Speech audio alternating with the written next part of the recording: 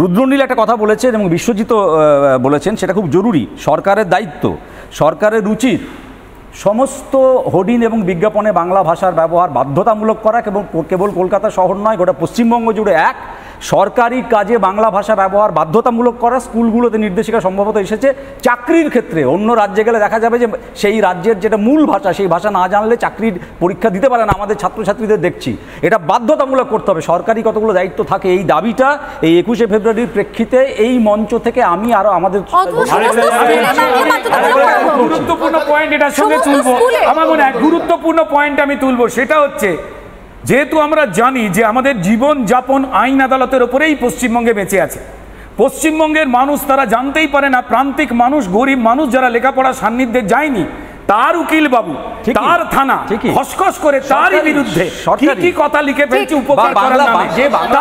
যতটুকু প্রয়োজন হয়, যতটুকু প্রয়োজন সেই বাংলাটা যেন ব্যবহার করা হয়।